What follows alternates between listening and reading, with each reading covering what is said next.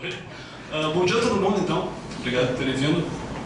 É um prazer aí a gente estar inaugurando hoje, dentro do PAN, aqui um ciclo de debates, que a gente chamou de Cérebro Extramuros, que, no fundo, a intenção é um pouquinho, talvez, sei lá, uma vez por mês, palestrar menos e conversar mais, assim. E a gente escolheu isso aqui como um tópico genérico, assim, quer dizer, neurociência e astroacademia, e conseguimos um dinheiro da FAPESP, a gente trazer gente de fora. Quer dizer, hoje acho que todo mundo é do Rio, mas nas próximas datas seremos convidados de fora também. E para discutir alguns tópicos, não, enfim, obviamente relacionados à ciência, assim, ainda que não diretamente, sei lá, uma palestra convencional. Então a gente vai fazer um debate que vai, enfim, que vai abordar as interações da neurociência com diversos temas. Então hoje a gente vai falar de divulgação científica, a gente vai ter um sobre educação, um sobre inovação tecnológica, um sobre mídia e sociedade. As datas estão aqui.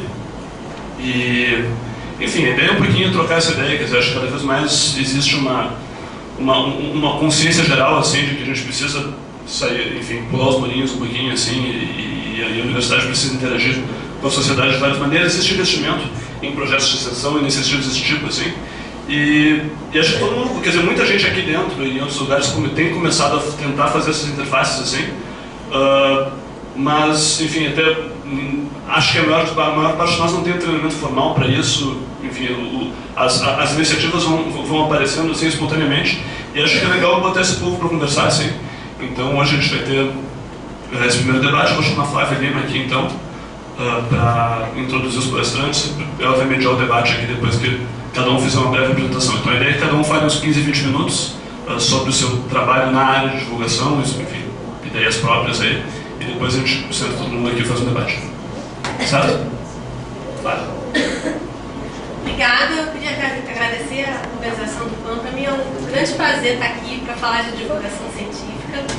E então eu vou começar chamando, né, que já está aqui, a Mayra, a professora Mayra, que é a professora adjunta aqui do ICD, trabalha há muito tempo como cientista na área de neurociências, mas desde 2007, pode ser?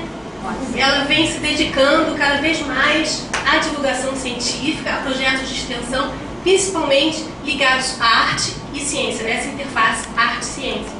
Ela também é pesquisador membro do Espaço Alexandria, e ela vai apresentar agora o que ela tem feito nos últimos anos sobre arte e ciência. Obrigada, Flávia, Olavo. Eu estou muito feliz de estar aqui participando desse ciclo de debates, sobretudo porque eu me sinto engatinhando dentro de divulgação científica.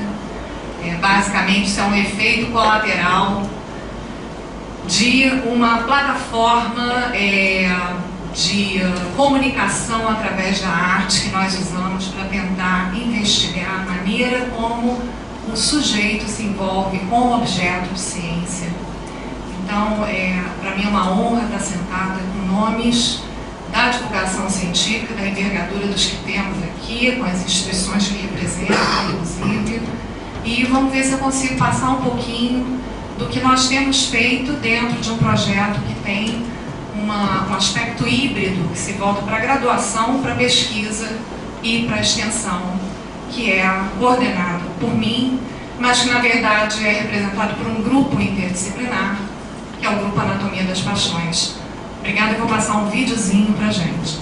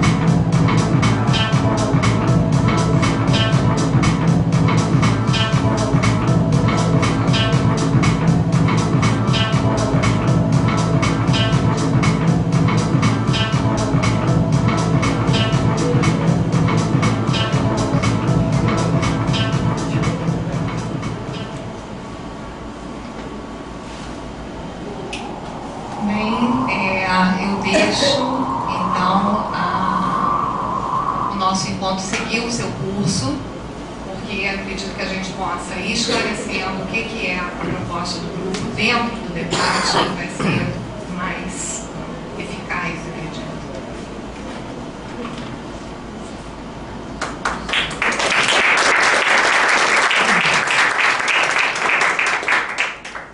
Obrigada, Mayra. E nós vamos seguir agora com a jornalista Cecília Cavalcante, que ela tem mestrado na área de divulgação científica aqui pelo Instituto de Bioquímica Médica e doutorado na área de novas tecnologias de comunicação pela Escola de Comunicação Social, aqui da UFRJ também, e Fundação Cosmo Caixa, de Barcelona. E é atualmente a coordenadora de comunicação social do Espaço Ciência Viva. Vai falar um pouco para a gente sobre o que é esse espaço. Bom dia, obrigada pelo convite em nome do Espaço Ciência Viva, a qual eu sou colaboradora desde 2003, na realidade não responsável, essa coisa de coordenadora e tal, trabalho no Espaço Ciência Viva, agora atualmente renovando a página, a homepage do museu e fazendo a entrada do Espaço Ciência Viva nas redes sociais, esse Twitter, Facebook, MySpace, todos esses nomes que vocês, ou pelo menos nossos filhos, estão mais habituados a trabalhar do que nós. Mas o Espaço Ciência Viva é que, na realidade, eu vim fazer mestrado aqui na Bioquímica Médica, a convite de uma professora, e acabou eu sendo uma das minhas orientadoras. E, obviamente, eu sou jornalista, então fui para o programa do Leopoldo, na Educação, Gestão, Difusão e Biociências. Foi aí, com a Eleonora, que eu conheci o espaço, isso em 2003. Já impressionante como o tempo passa. E como jornalista, eu vim para cá também querendo fazer uma especialização em jornalismo científico, a qual não existe. Então eu encontrei na própria... Eu tinha que vir para a ciência para poder me especializar na linguagem científica, para poder fazer um jornalismo científico. E acabei na divulgação científica. Na realidade, eu entrei na questão do jornalismo científico em 91, que fui assessora de imprensa internacional da Conferência das Nações Unidas para o Meio Ambiente e Desenvolvimento Sustentável. E ali a gente já começou um grande trabalho. A FUPESG, na época, proporcionou a alguns jornalistas que trabalhavam no Estado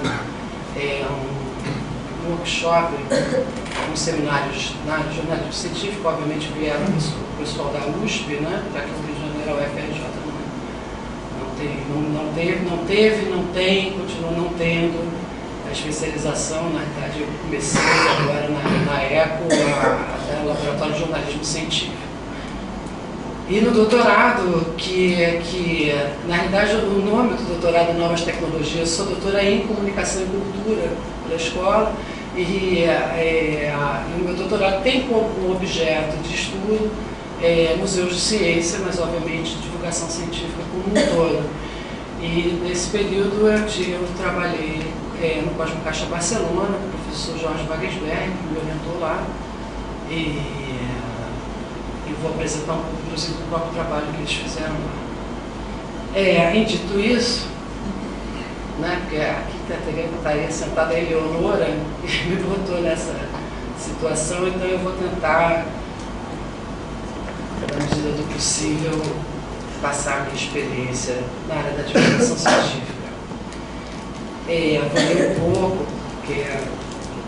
Mas, no caso seguinte, a observação dos museus de ciências propriamente dito nos fez perceber que o desenvolvimento das biociências, das biotecnologias, da ecologia, da astrofísica, das próprias tecnologias de comunicação, aí lê-se, todas as tecnologias voltadas para a internet, estão em primeiro plano do interesse de cada vez mais cidadãos que solicitam não somente manter-se informados, como também participarem desse conhecimento, temas que muitas vezes, e tenho certeza que todos vocês já participaram de debates muito acalorados sobre o assunto.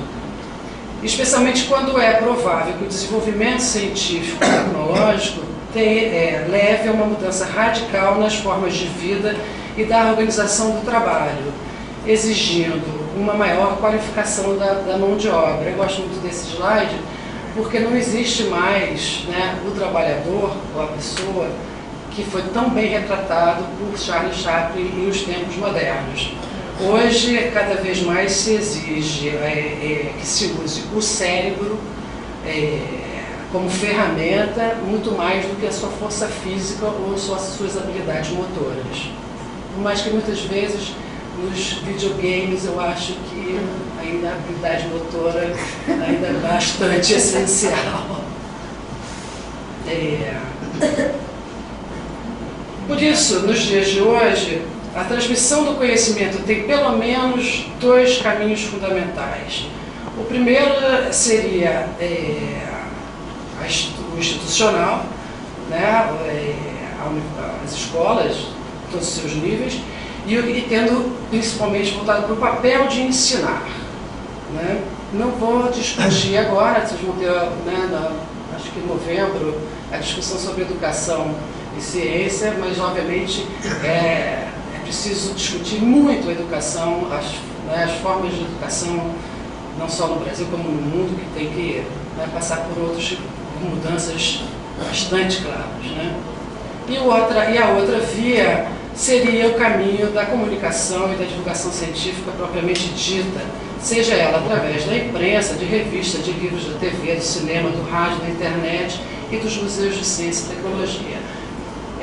Aqui eu esclareço um ponto. Eu vejo, quer dizer, toda a minha observação de museus até hoje, eu olho para o museu como uma fonte de informação.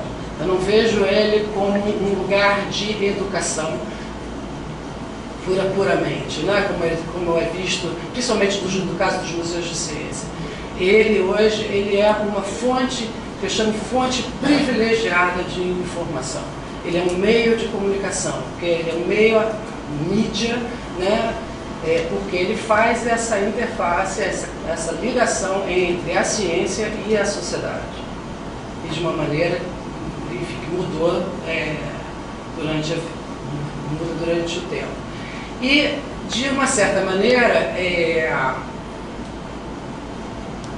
a imprensa mostra a ciência, a imprensa que eu digo, jornais, televisão, tem uma linguagem, uma narrativa da ciência do ponto de vista das né, novas descobertas, principalmente no caso da neurociência, a questão dos fármacos, né, quer dizer, e de algum tipo de tratamento, alguma coisa voltada, né, para as questões da neurociência ou das biociências como um todo, ou ainda uma linguagem que leve para a questão da eficiência, ou seja, como melhorar a sua performance, né, com a utilização de exercícios, né, até não só através de fármacos, mas de exercícios mentais que você possa fazer, né? A gente encontra muito isso na mídia. E no Museu de Ciência você tem uma linguagem, uma narrativa mais voltada para a questão da percepção propriamente dita. Eu, no caso aqui, eu vou falar basicamente na questão dos museus de ciência, qual pelo menos foi o que o Olavo me pediu, e esse último, então, implicaria diretamente aos acontecimentos da atualidade de uma forma livre e prazerosa e aqueles que interferem na experiência da vida cotidiana. Partimos da premissa que os museus de ciência, mais do que extensão do ensino formal, devam ser vistos como uma nova tecnologia midiática e fonte de informação diferenciada, principalmente por ser um ambiente do fazer científico e tecnológico, facilitador da compreensão intrínseca da ciência. É bom que isso troca, né? A gente fica meio... Observa-se ainda que os museus aparecem nas cidades como os principais pontos de referência, assim como eram as catedrais no passado. mesmo o Museu de Porto Alegre, por exemplo, quer dizer, hoje a gente encontra concurso, né, de arquitetos para fazer museus, como foi o caso do Museu do Amanhã, que foi convidado o Calatrava, que é um arquiteto espanhol. Quer dizer, você tem concurso para a reforma do Louvre, concurso para a Sagrada Família. Quer dizer, hoje em dia a arquitetura virou um grande... Né, e esses museus, o próprio Guggenheim, né, quer dizer, que você chega em Bilbao, Bilbao não é nada se não fosse o Guggenheim. Né? Então, assim, os museus hoje, os museus da arquitetura, o espaço físico museu, ele tem sido serve como um ponto de referência às cidades, o que é bastante interessante, que não era antes. Né? Mas, de qualquer maneira, os museus, de uma certa forma, eles continuam com uma característica, uma arquitetura mesclada, que ora ela pode parecer como uma catedral, ora como um palácio, como é o próprio caso do Louvre, o próprio Science Museum em Londres, ora como teatro, ora como escola, ora como biblioteca, o Museu de Artes e Ofícios também em Paris, que é parecido com isso. Às vezes ele parece mesmo um depósito, um armazém.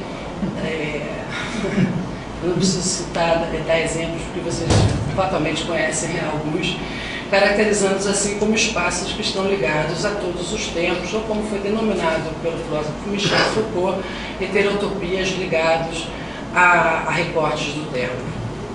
De todo modo, sua presença nas cidades do mundo os insere no sistema de uma cultura museística, lugar antes que era só reservado aos museus de arte. Os museus de ciência, eles passam a estar incluídos nessa cultura, nesse espaço, nos grandes centros. Isso eu acho bastante bacana, e isso começa há muito pouco tempo, uma questão de 10 anos para cá. É importante ressaltar que nesta primeira década do século XXI, a linguagem empregada nos projetos arquitetônicos pressupõe, além de um diálogo entre o contemporâneo e o futuro, né, você tem várias arquiteturas voltadas com coisa digital, quer dizer, tem uma série de outros recursos, mas voltado também para a questão da sustentabilidade, por pelo menos 2 motivos. Primeiro, pela questão da conservação do planeta. No Museu de Ciência hoje, uma arquitetura nova não pode não ser autossustentável, né? E não menos nobre, diminui o custo da manutenção institucional, né? Economia de energia, economia de água, assim como previne os efeitos do aquecimento global sobre as peças expostas. Esse museu da Academia de Ciência da Califórnia é um grande exemplo do museu que a gente chama Museu Verde, né? E o próprio projeto do Museu do Amanhã tem todo um trabalho, todo um pensamento na área da sustentabilidade também. Vamos ver quando ficar. Sabemos que a origem dos museus como locais de preservação de objetos com finalidade cultural é antiga e que vem se modificando durante os séculos, ou seja, de simples depositários de objetos raros ou pertencentes ao patrimônio nacional, de simples conservação, registro, inventário, catalogação, classificação, um museu dormido em sua própria inércia, ou mesmo um espaço cujo objetivo seja de ensinar, muito entre aspas, né, ciência, ou onde a ciência é poder por si mesma e o conhecimento é restrito à intelectualidade, hoje passamos a uma nova conceitualização dos discursos expositivos, dando um maior dinamismo ao museu, transformado em um espaço público voltado para vivenciar, criar, intuir e conhecer simultaneamente, incorporando em sua filosofia, além da ciência e a tecnologia, a arte, a interatividade e a percepção. Rapidamente, vamos apontar, eu vou tentar apontar 2 métodos para se pensar uma exposição da contemporaneidade, para se pensar uma nova museologia. Isso são imagens do Cosmo Caixa Barcelona. Quem nos recebe na porta é o Einstein. Eu já vi muita gente conversar com o Einstein na portaria, porque ele realmente é fantástico. Mas essas são algumas imagens mesmo caso. Então vamos ver. Bom, primeiro, a concepção de uma exposição pressupõe fornecer estímulos para o conhecimento científico, usando prioritariamente objetos reais, materiais que formam o espaço. Obviamente, no caso da neurociência, você não vai pegar um cérebro e colocar numa exposição, mas obviamente você tem, né, crânios, você tem formas de fazer isso. Quanto mais real é o objeto, melhor é a interação com o visitante. Isso já está bem claro hoje. E a questão dos fenômenos reais, ou seja, as mudanças vivenciadas pelos objetos no tempo, dispostos a proporcionar uma conversação entre eles e o visitante, tornando-se, deste modo, um espaço onde se concentra uma realidade concentrada, onde você consegue fazer uma realidade concentrada. Os fenômenos, na realidade, você trabalha, nós vamos ver mais adiante, a partir de metáforas ou simulação. Ressaltamos que a ideia não seria dar o resultado de alguma pesquisa. Isso hoje em dia, né, os museólogos têm trabalhado bastante. Quer dizer, não é você chegar e dar o resultado de uma pesquisa propriamente dita, você botar um módulo lá, então isso aqui é isso, né? Mas é você proporcionar que o visitante veja o método ou os erros, né, durante o processo científico, né, para chegar àquele resultado. Isso vai permitir, de uma certa forma, que o visitante faça suas perguntas, quer dizer, que ele saia, que ele crie mais dúvidas, o que é bom, né? Porque a ciência não se faz sem dúvidas, sem perguntas. Então, o que a gente tenta hoje na museologia é fazer com que as pessoas entrem dentro do museu de ciência e saiam com mais dúvidas do que entraram, né? Porque isso que cria o fascínio, né, pelo conhecimento. Porque aí vai chegar uma hora, o que a Mayra fala de insight, o professor Jorge Wagensberg chama de gozo intelectual, eu chamo simplesmente na hora que cai a ficha, né? Quer dizer, para ser mais fácil, né, de entender. Uma segunda maneira, quer dizer, hoje podemos dizer que o processo de percepção de um fenômeno científico nos museus de ciência é parte da capacidade das metáforas utilizada nos módulos expositivos. Isso se dá principalmente nos casos de representar fenômenos invisíveis, como célula, átomos ou mesmo o universo. Aliado à metáfora, o módulo tem que pressupor a interatividade e uma forma de experimentar ou recriar o fenômeno. Eu coloquei como exemplo esse módulo do DNA do Lavilette de Paris, porque eu achei incrível, porque essa sombra aí sou eu mesmo. Então, assim, vocês já viram aquele modo das cores, né? Que é o modo de percepção das cores e tal. Eles usaram o mesmo princípio, só que eles projetam as letras do DNA na sua sombra. Então, você tem a clara sensação de que do seu DNA, quer dizer, você enche o seu corpo, né? Você está olhando, e enche o seu corpo com as letras do DNA, numa construção que isso se move, se mexe, enfim, não é estático, não é só uma sombra agitada. Essas letrinhas ficam se mexendo o tempo inteiro. Então é bastante simples, né, usado num recurso que já era usado anteriormente e usado dessa forma. É bastante bacana.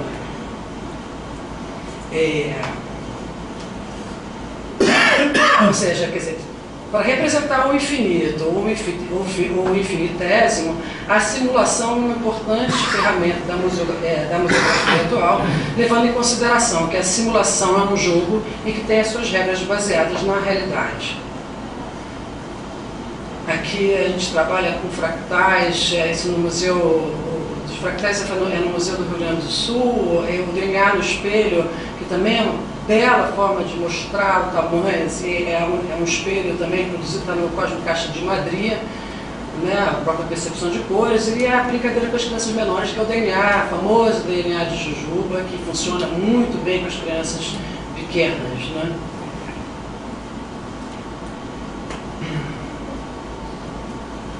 Sei que não é nenhuma novidade para vocês, né?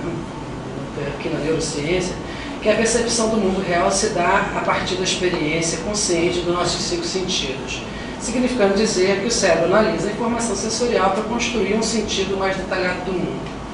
Porém, as diversas percepções que temos de um mesmo objeto não nos fornecerão a imagem completa da realidade, da mesma maneira, constituindo, por sua vez, uma série de vazios. Para preencher essas lacunas, a educação, aqui também muito entre aspas, serviria para harmonizar os nossos sentidos entre si, reconstruindo aproximadamente um objeto em sua totalidade. Déficits perceptuais apareceriam como uma desordem do reconhecimento, o que torna grande parte de nossa percepção de natureza ilusória. De uma certa forma, Escher alia a arte e a geometria, criando ilusões de óticas, e por isso mesmo é um bom exemplo do que eu acabo de dizer. Né? Mas, indo para a filosofia, que é onde eu me sinto mais confortável, saindo, né, das explicações científicas, Merleau-Ponty afirmava que as verdadeiras experiências não podem ser traduzidas apenas pela percepção biológica. Abre aspas. Seria absurdo dizer que vejo com os meus olhos o que ouço com os meus ouvidos, pois meus olhos e meus ouvidos ainda são seres do mundo, incapazes então de preparar diante deste a zona de subjetividade de onde ele será visto ou ouvido. Não posso nem mesmo conservar alguma potência de conhecer aos meus olhos ou aos meus ouvidos, fazendo deles instrumentos de minha percepção. Eles só são instrumentos da excitação corporal e não da própria percepção. Digo que meus olhos veem, que minha mão toca, que meu pé sofre, mas essas expressões ingênuas não traduzem a minha verdadeira experiência. De fato, as mudanças nas concepções das escalas micro e macroscópicas afastam a nossa percepção do mundo pelo que nosso aparelho sensorial, mais novos meios de visibilidade e dispositivos de observação mudam radicalmente a nossa maneira de ver as coisas. Isso é o que, inclusive, a própria ciência utiliza dessas tecnologias de visibilidade e que nós levamos isso para o museu, né, e ensinamos também, muito entre aspas, né, a forma de ver esse novo universo, ver essas novas coisas. Obviamente, tudo isso foi né, vamos lembrar que o próprio cinema e o raio-x, né, nasceram no mesmo ano, 1895, dois importantes aparatos técnicos nas possibilidades de ver as coisas. Enquanto o raio-x permite ver dentro do corpo sem cortar, o que às vezes a gente pode sentir ainda certo constrangimento nos aeroportos americanos, não sei quem já passou por isso, mas é absolutamente terrível. E o cinema traz a questão da imagem em movimento, sai da imagem estática, né? Esse filme a gente conhece bem. Especificamente nas últimas décadas, o rápido desenvolvimento das técnicas de observação e representação, principalmente com a formalização e difusão das imagens e possibilidades cognitivas dadas pelas tecnologias de informação e comunicação, as chamadas TICs, né, reconfigura as relações do sujeito observador. Diferentemente das faculdades miméticas do cinema, da fotografia e da televisão, formas analógicas que correspondiam à visibilidade óptica do ponto de vista estático, o computador, a holografia, o telescópio, o microscópio, enfim, eles dão uma nova dimensão, mesmo separado do observador humano. A percepção está relacionada ainda ao processos mentais, tais como memória, expectativas futuras, atenção e outras funções cognitivas que podem interferir na interpretação dos estímulos percebidos. Porém, soluções criativas, eu estou falando isso por quê? Porque é como que a gente usa esse conhecimento para você montar os módulos de um museu. Então, voltando, criações criativas de recursos, muitas vezes simples, também colaboram para a compreensão de pesquisas científicas. Eu não sei por que ele não rodou. Agora rodou. Não rodou. Agora ele foi. Isso é um módulo, segundo a lei de termodinâmica, Não vou explicar para vocês. Uhul. É tão bom quando eu tenho a plateia que eu não preciso explicar essas coisas. Vocês não têm ideia. Mas, né? Então, as metáforas, você pode... Isso são bolinhas de ping-pong, né? Obviamente jogado com ar e ponto. Nada além disso. Quer dizer, são relações de uma metáfora que você pode fazer muito simplesmente compreender, fazer coisas. E tem luzes, né, que piscando você vê, né, o movimento da bola. Exatamente. Bom, desse modo, um dos desafios dos curadores das exposições científicas estaria, então, em organizar exposições no qual o visitante possa pensar por conceitos, no caso, né, com a utilização da filosofia, por método científico e por sensações, que é a utilização da arte, que isso você, né, está encontrando bastante. Eu vou dar agora como exemplo a exposição Abracadabra, Ilusionismo e Ciência, que foi uma exposição que eu montei lá no Cosmo Caixa Barcelona, aonde ilusões de óticas, de profundidade, de perspectiva, ilusões auditivas, o cinema como grande ilusão, a mágica, a fraude, formavam módulos interativos da exposição numa área de 800 metros quadrados. A magia, na época da Renascença, era desenvolvida e praticada por pessoas instruídas e respeitadas que viam na matemática a chave para entender o universo. Até mesmo Newton, vocês sabem disso, também considerado um mago por Keynes, né? Desenvolveu muitas das suas teorias a partir das ideias da magia, sem falar da alquimia, né? Assim como a ciência moderna, a magia é uma combinação de conhecimento e destreza manual. A partir né, desse preâmbulo, foi feito o Abracadabra. O curador da exposição é um neurocientista de Barcelona, um catalão. E aí a gente usou todos os recursos da mágica para brincar com a questão da percepção. Uma exposição realmente bastante interessante. Na verdade, o ilusionismo é a observação de um fenômeno altamente improvável, é a arte de fazer coisas extraordinárias e admiráveis, muitas das quais chamamos de mágica. Mesmo vocês, assim, mesmo a gente sabendo que é um truque, que mexe, né, que é um lapso no cérebro, eu continuo me admirando, mesmo sabendo qual é o resultado do truque. É absolutamente fantástico. Mas a exposição teve como objetivo geral fazer com que o visitante percebesse que por trás do truque, do ilusionismo, obviamente, existia ciência, né? Fenômenos explicáveis, seja pela neurociência, pela psicologia, pela física, pela matemática, etc. Mas também tinha muita habilidade. Mas eles não contavam todos os truques, não. Alguns truques ficaram no segredo, as pessoas tinham que adivinhar. Às vezes a gente contava, mas muitas vezes a gente não contava, não. Era muito divertido. Além de uma tentativa clara de fundir ciência, arte, magia e percepção. Isso é só uma brincadeira do que a gente pode, né? Como é que a gente pode fundir uma ilusão sem precisar de computação gráfica. Mas esses recursos ainda são possíveis. Hã? A exposição do Cosmo Caixa, ela foi inaugurada em 2010. Ela teve 2 anos de produção, e ela ficou 1 ano, depois ela viajou, ela viaja agora pela Espanha. Esses são alguns dos módulos, cabeça da mosca, né? A questão que é o Escher, na realidade, né? Da casa distorcida,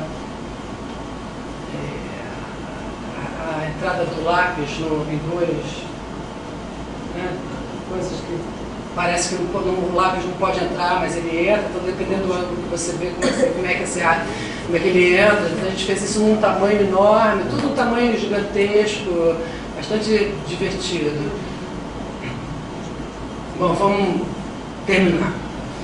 Ou seja, a narrativa museográfica atual propõe aguçar os sentidos para a construção das realidades através da liberdade, da experimentação, transformando os objetos técnicos em objetos estéticos e fenômenos em espetáculo. Afinal, os novos modelos de circulação da informação e o rápido desenvolvimento das técnicas de observação e representação proporcionaram um novo tipo de observador-consumidor. A gente não pode negar que né, a gente, na internet, com 10, às vezes 10, eu às vezes fico com 10 mesmo, né, telas abertas e consigo trabalhar nas 10, meu filho faz isso com uma tranquilidade, ele ainda está a televisão ligada, ele ainda está falando no telefone. Quer dizer, esse observador é um outro no mundo e isso não pode, a gente não pode não levar isso em consideração na hora de fazer qualquer tipo de exposição, seja ela de arte, de ciência, de história, ou whatever. Quer dizer, a museologia hoje é muito clara, tem que perceber isso e a educação também tem que perceber isso. Né? Citar o Query, Jonathan Query, que é um pesquisador americano, e ele trabalha com essa coisa das visibilidades, ele é um filósofo interessantíssimo, ele é contemporâneo. Então ele diz, né, que fez-se necessário um observador mais adaptável, autônomo e produtivo, tanto no discurso como na prática, em conformidade com as novas funções do corpo e com a enorme proliferação de signos e imagens indiferentes e convertíveis. A modernização efetuou uma desterritorialização e uma reavaliação da visão. Quer dizer, essa coisa do corpo que está parado, mas que você está viajando pela internet, quer dizer, essa coisa da mobilidade, onde você está fazendo coisas, raciocinando e tal, com o celular na mão, né, quando você está andando no ônibus. A gente trabalha muito mais hoje em dia do que antes, quando não tinha mobilidade da internet, né? Você está 24 horas com os dedões, né, ali, né? Então, tudo isso faz com que você mude a forma de observar a vida mesmo, o cotidiano mesmo. Esses meninos que eu digo.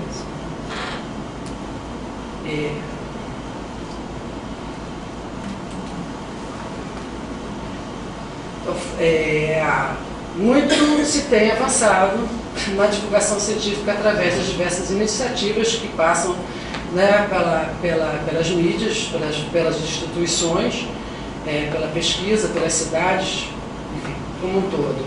Mas nos espaços culturais considerados como os elos, que eu considero como os elos dessa vasta rede, que transformam, na realidade, o mundo em informação. Nos últimos 30 anos, tem se avançado muito na divulgação científica através dos meios de comunicação de massa, né? Seja ou nos meios de comunicação como os museus. Os museus passarão, inclusive, a ter páginas na internet, alguns agora, aos poucos, deixam de ser apenas plataformas institucionais para prover maior conteúdo sobre a pesquisa científica, ou seja, para fazer efetivamente divulgação científica. A mídia impressa vem dando maior cobertura aos temas científicos e tecnológicos, assim como a cobertura às exposições. Nós vamos ter a Semana Nacional de Ciência e Tecnologia na próxima semana, além do que no caso brasileiro, isso ainda é muito pouco. Eu acho que a Semana Nacional, por exemplo, é muito mal coberta, jornalisticamente falando, pela mídia nacional. É muito mal mesmo, né? Cresce o mercado editorial de livros, né? O Dr. Roberto Leite está aqui, não nos faz negar, né? A própria questão da Leite Vieira é super bem-vinda, né? E a própria questão do assunto até do cinema, não é à toa que se ganha o prêmio Oscar e o Nobel, o Al Gore, com a questão das mudanças climáticas, e os filmes de ficção científica que lotam, né, as salas de cinema, que é absolutamente fantástico. Temos, pelo menos como base, que se antes considerados como lugares de consagração, hoje percebemos que os museus e as suas atividades atuam na construção da imagem da ciência no mundo. Não vemos mais um pêndulo sem associá-lo ao pêndulo de Foucault. Assim como nos disse Artaud, jamais veremos gerações sem pensar em Van Gogh. Obrigada.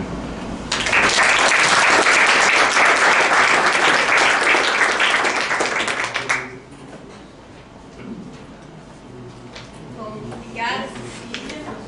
Eu estava aqui assistindo a apresentação da Cecília, e ao mesmo tempo eu olhei para esse quadro negro e a gente vê ali um corpo de uma tese com introdução, métodos, resultados, que é o que a gente está acostumado a ver aqui todas as segundas. E para mim é um grande prazer estar aqui apresentando aqui o Cérebro Extramuros, né? E eu acho que é um tempo que a gente tem para oxigenar um pouco o nosso cérebro, sair um pouco da nossa rotina de laboratório, né? E Cecília, sua apresentação foi super clara, muito boa. Não sei se vocês estavam aqui desde cedo ou perderam de assistir o vídeo da Mayra, que também foi muito instigante, muito interessante. E agora nós vamos passar para o nosso último palestrante, que é o professor Roberto Lente. Todos vocês devem já conhecer. O Roberto, ele é um dos pioneiros, né, em divulgação científica e tem vários trabalhos em revistas. Ele é membro do Conselho da Ciência hoje e ele vai falar um pouco para a gente da sua experiência de divulgação científica nesses últimos anos. Bom, obrigado pelo convite para participar. Eu sou aqui o avôzinho aqui dessa plateia e eu gosto de falar sobre a trajetória da divulgação científica no Brasil, do modo como eu presenciei, porque eu acho que a gente evoluiu, mas a gente só evoluiu daqui para cá, quer dizer, estamos ainda no Neolítico, muito longe do que seria necessário para as necessidades ou para a importância da ciência para a sociedade brasileira. Então eu vou contar um pouco, muito abreviadamente, um pouco da minha experiência nessa área de divulgação científica e alguns conceitos gerais. Acho que vai casar bem com o que eu ouvi antes sobre divulgação científica, porque eu penso que esses conceitos gerais eles não diferem em qualquer área, seja para neurociência, para física ou para enfim, qualquer área da ciência. O grande nome do paleolítico da divulgação científica foi José Reis. Ele foi um dos fundadores da SBPC, um dos fundadores da revista Ciência e Cultura e foi articulista da Folha de São Paulo, numa época em que divulgar ciência na mídia era uma coisa completamente extraordinária e ele lançou assim, publicamente os primeiros princípios, vamos dizer, da divulgação científica. Hoje em dia a gente nem fala mais tanto em divulgação científica, fala-se mais em popularização da ciência, porque um congresso entre pares também é uma forma de divulgação científica, mas não é uma forma de popularização da ciência. Por isso está se preferindo evoluir para esse termo popularização em vez de simplesmente divulgação. Mas na época do Zé Reis ele chamava divulgação mesmo, né? Bom, né, na época em que eu comecei, foi a época da fundação da revista Ciência Hoje, a posição do Brasil em termos de produção científica estava aqui, em torno de 0,5 artigos publicados em 1982, 0,5% de artigos em relação à produção mundial. E essa era a nossa posição em número de patentes, 40 e poucas patentes por ano, né, depositadas internacionalmente. E nessa época a gente começou a se colocar que razões teríamos para divulgar a ciência, para popularizar a ciência, né? E apareceram na nossa discussão uma série de princípios gerais, né? Primeiro é que a divulgação científica são mais ou menos óbvios, mas arrumam um pouco a nossa cabeça, por isso que eu gosto de colocá-los assim, listá-los, né? O primeiro é que a divulgação científica põe ao alcance do grande público a aventura intelectual da ciência, um pouco o que a Cecília falou. Não se trata da gente dizer o fato científico só, mas o que ele conteve de aventura, o que ele conteve de dúvidas dos pesquisadores que trabalharam com esse fato. Isso é mais importante, são as perguntas do que as respostas. Essa é a mensagem, né? A divulgação científica tem uma outra dimensão, é que ela é importante para o apoio que o público deve dar, que a sociedade deve dar, e que a sociedade dá, na verdade, porque paga os nossos salários e os nossos projetos de pesquisa, mas é importante que ela compreenda a importância da ciência para que ela nos financie cada vez mais, com consciência, né?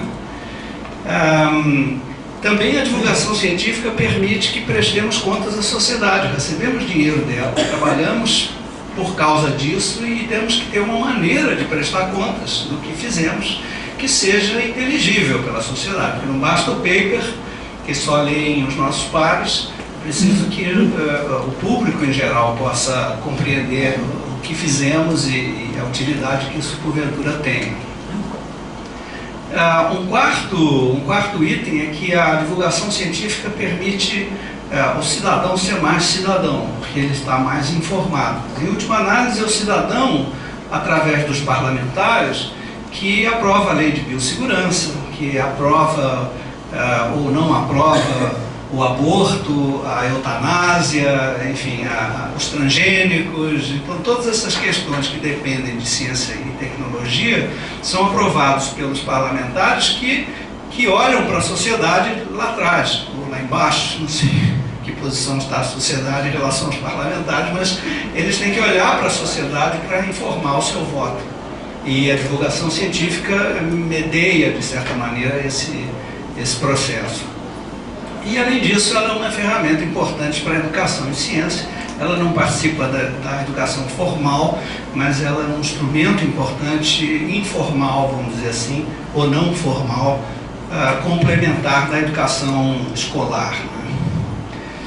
Bom, então com esses princípios gerais, a gente tem um armamentário teórico, ou assim, conceitual, para se perguntar como podemos fazer divulgação científica.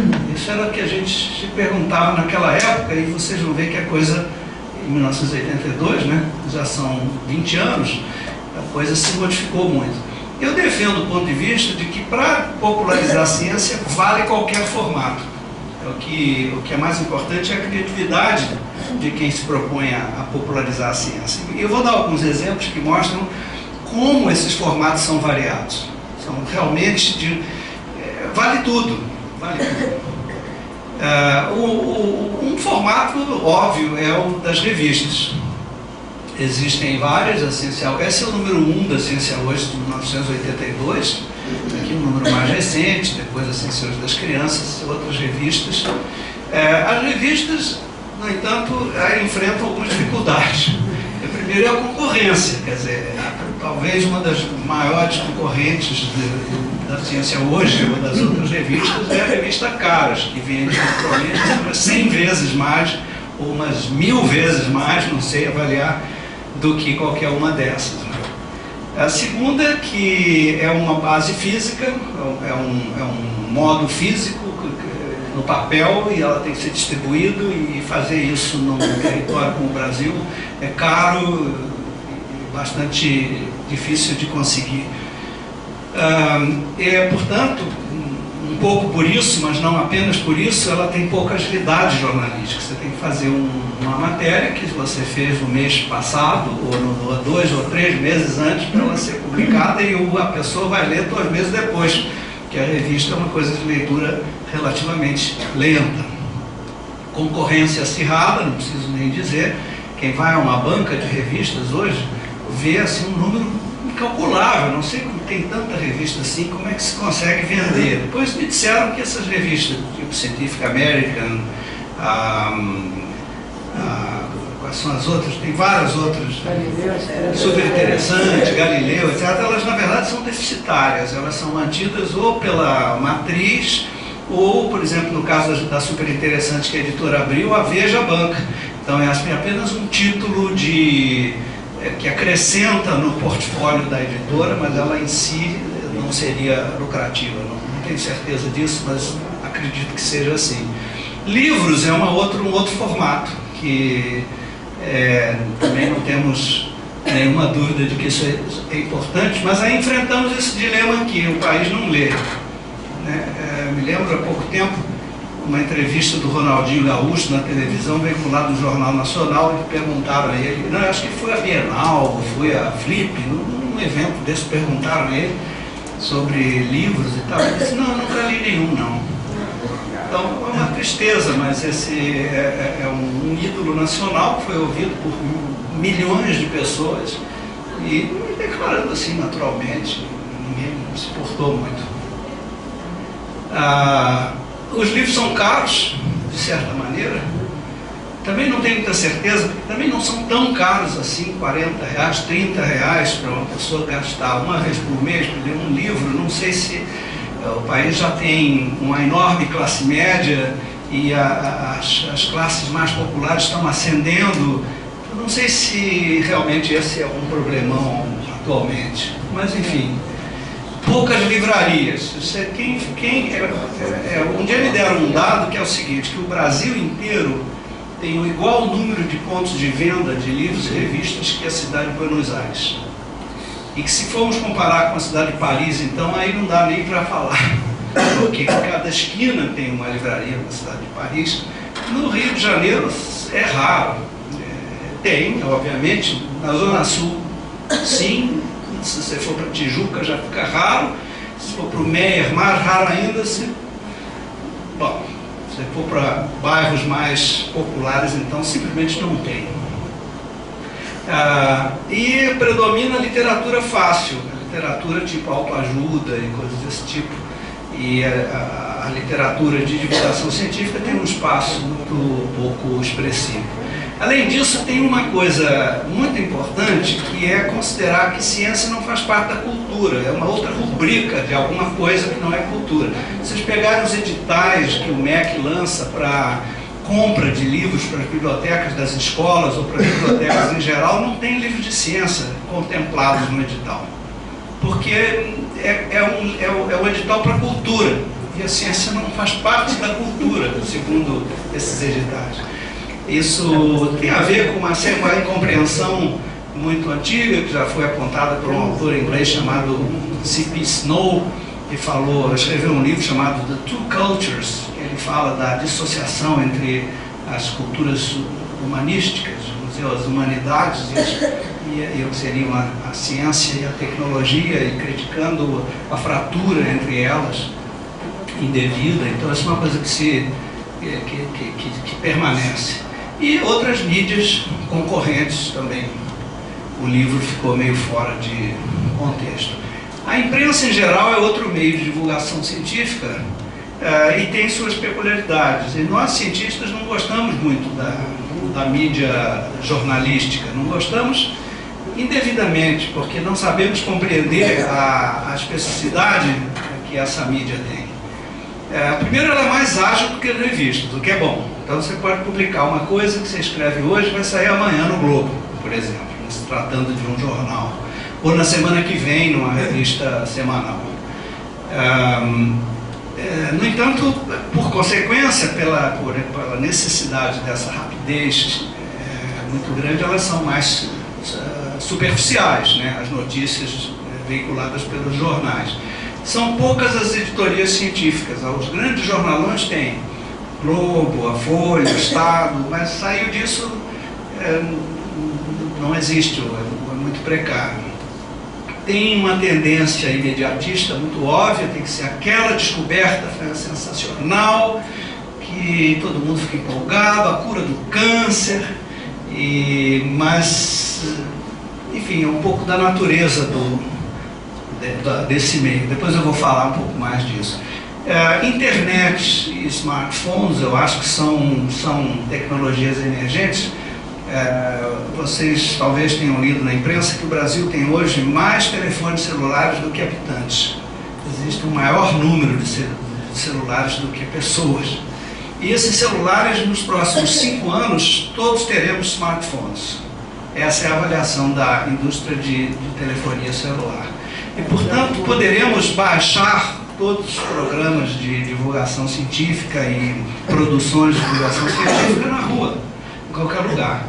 Imaginem o impacto que isso tem para uma criança, para que é quem, ou para os nossos filhos e netos que manipulam isso aqui com muita agilidade. Eu tenho um projeto que ainda não saiu do papel, uma aluna interessada, mas que ainda não conseguiu avançar no projeto, que é de fazer um instrumento sobre drogas que causam dependência, que esse instrumento possa ser baixado pelos smartphones, pelo jovem, pelo adolescente. E a função disso é que ele o faça escondido dos pais, porque ele não poderá baixar um instrumento como esse com toda a seriedade que a gente quer dar a qualidade, a qualificação da informação sobre drogas, mas ele enfrentará o preconceito dos pais se ele fizer isso em casa, não é? Porque o pai vai achar que esse menino está fumando maconha, está interessado em baixar uma mídia qualquer sobre maconha, ou sobre cannabis, ou qualquer outra droga. Mas ele pode fazer isso pelo smartphone. E se a gente não der produtos adequados, sérios para ele vai usar o que tiver. Ele vai botar no Google, vai aparecer qualquer coisa que não necessariamente da melhor qualidade. Então, são muito ágeis esses formatos, são também superficiais, porque, por exemplo, uma coisa no Twitter, você tem que usar um número pequeno de toques, 140 toques, você não pode ir muito longe na possibilidade de se comunicar. O que também é interessante, porque obriga uma concisão que a gente às vezes não está acostumado a fazer, que talvez seja importante aprendermos. Eles são muito democráticos e participativos, o que é bom, né? São muito interativos, né? Extremamente concisos, decorre disso aqui, mas não tem controle de qualidade, ou tem baixo controle de qualidade. Quer dizer, vale tudo. Por serem democráticos, todo mundo pode postar o que quiser. Portanto, a gente não tem dificuldade de aferir a qualificação da informação que estamos consumindo. Telejornais pode parecer incrível, o Brasil tem uma posição muito destacada na veiculação de ciência e tecnologia pelos principais telejornais, especialmente o Jornal Nacional da Rede Globo. Tem uma pesquisa feita por uma aluna de doutorado que eu orientei há muitos anos, lá se Barca, e muitos anos também não é tanto assim, mas acho que foi em 2005, uma coisa assim. Ela fez um levantamento comparativo do tempo dedicado à ciência e tecnologia pelo Jornal da Record, naquela época, e do Jornal Nacional. O Jornal Nacional aparece com 13% do tempo. Reparem aqui que ele ganha, ele só perde da editoria geral, mas ele ganha economia, esporte, governo internacional, política, segurança, ganha de todos os temas, as outras editorias. O tempo subtraído de anúncios, obviamente, dedicado à ciência e tecnologia.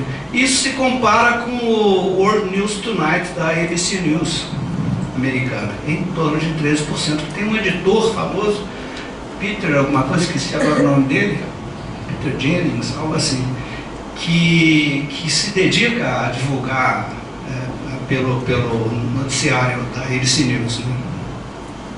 Então os telejornais são outra forma.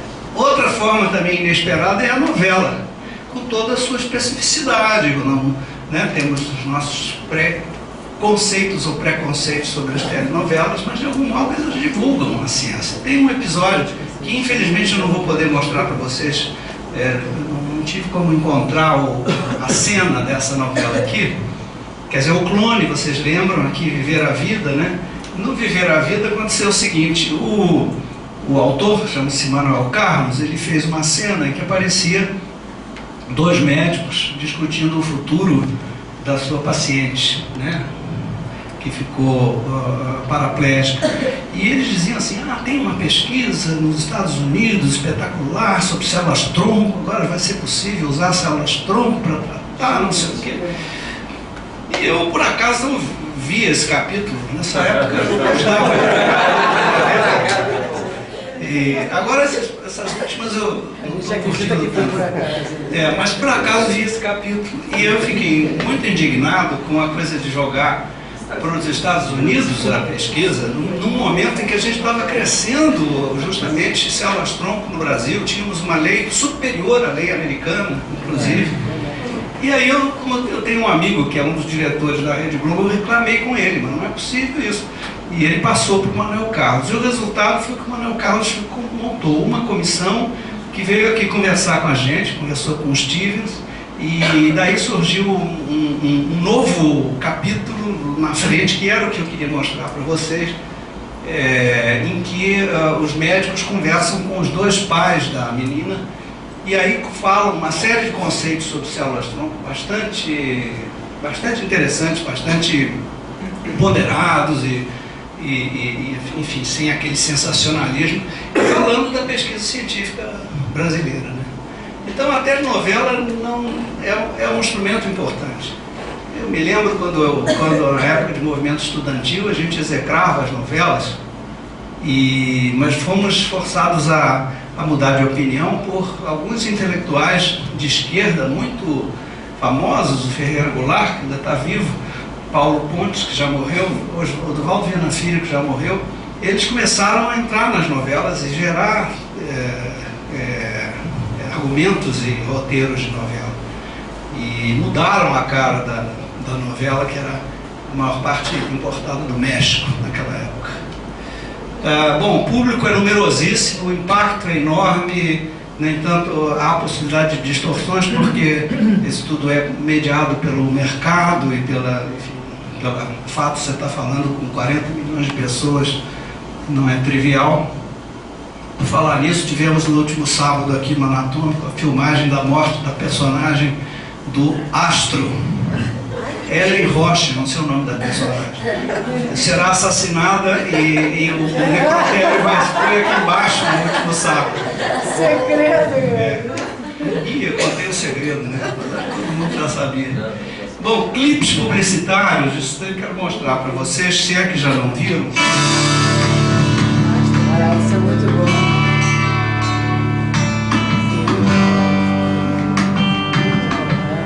Um surfista e um cientista. O que pessoas tão diferentes entre si podem ter em comum? A juventude. Ciência é juventude e aventura. Ciência vale a pena. Uma campanha da Rede Globo em parceria com o Instituto Ciência Hoje.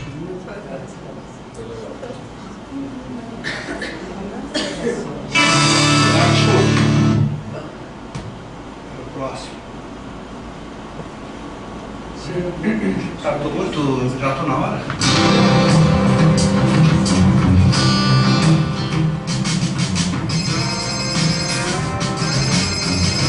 As novas tecnologias melhoram a vida de todo mundo. Todo mundo mesmo. Eu tinha tão depois. Agora eu estou no meio de uma reunião.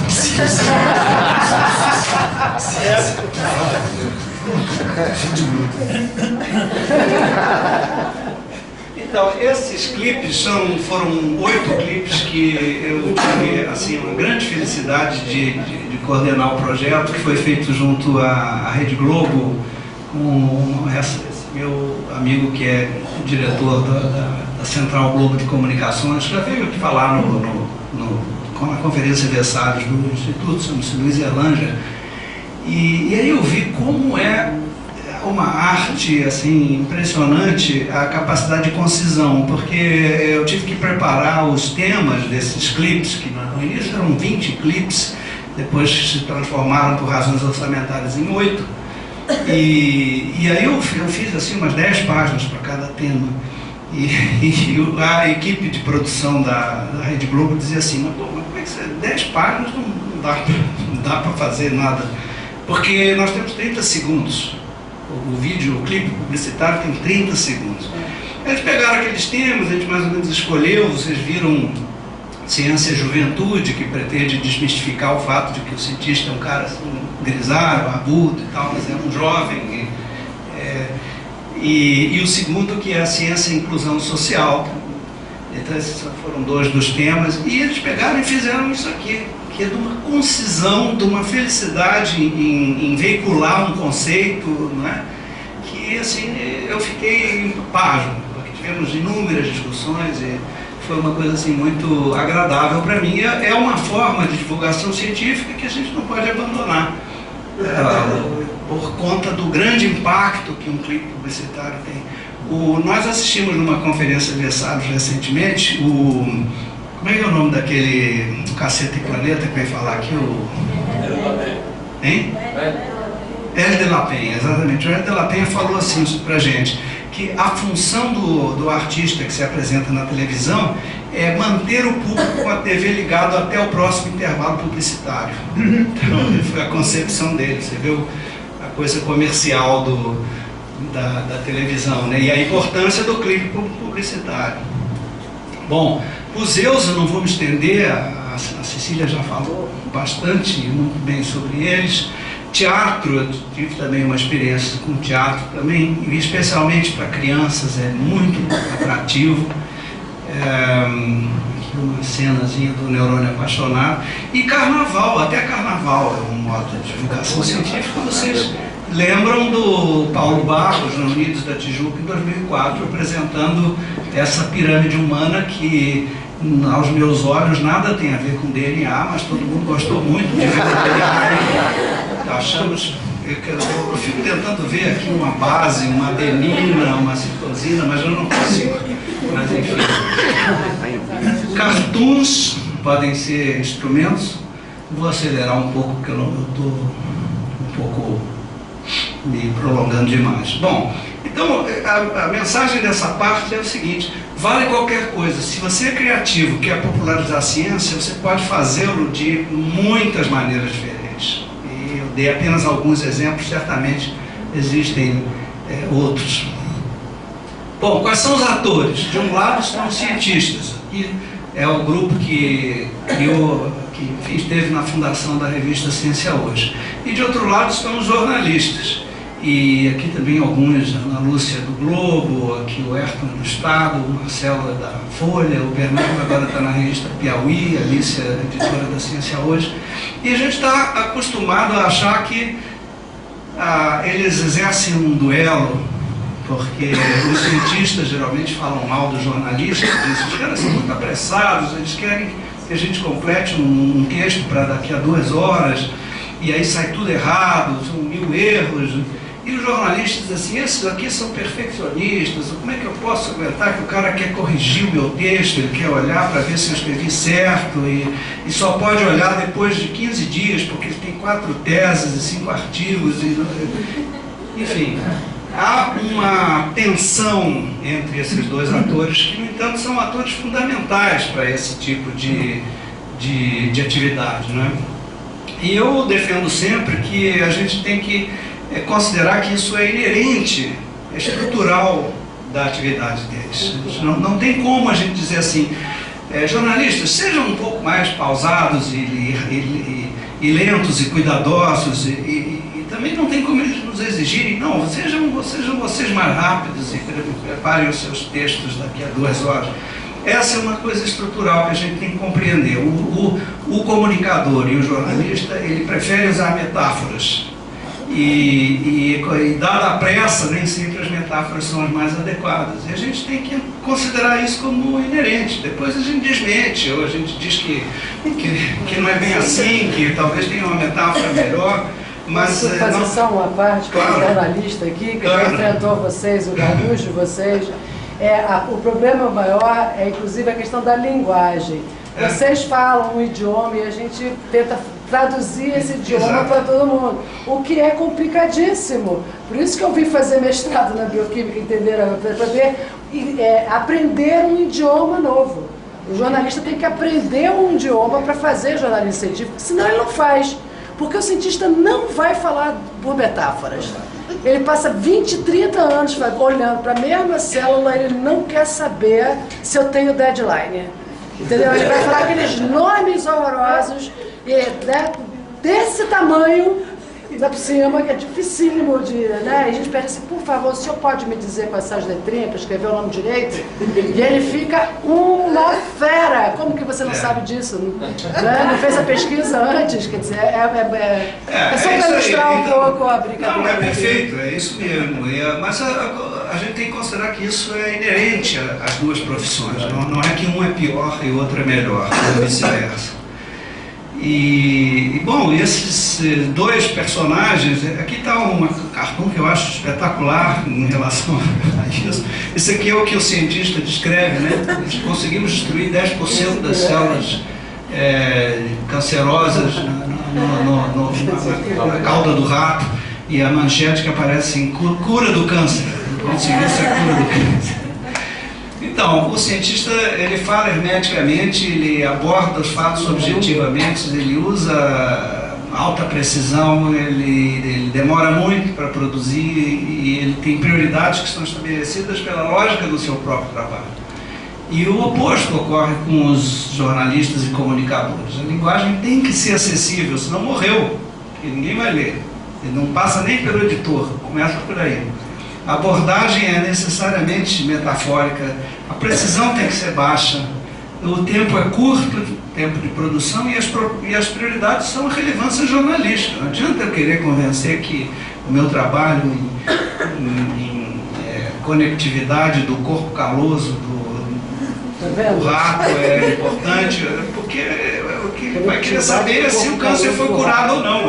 Tem que haver uma mediação para que um meio termo se encontre, seja encontrado.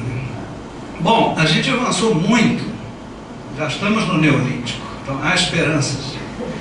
E eu tive semana passada uma reunião muito importante no CNPq, com o presidente do CNPq, em que há uma determinação do CNPq e do ministro de Ciência e Tecnologia em mudar o status da popularização da ciência na comunidade científica. Para isso, uma das coisas que está se fazendo é mudar o currículo Lattes. Então, eu já vi o primeiro copião do novo Lattes, em que vai aparecer uma aba para a popularização da ciência, lado a lado com a produção científica, bibliográfica, tradicional, não é?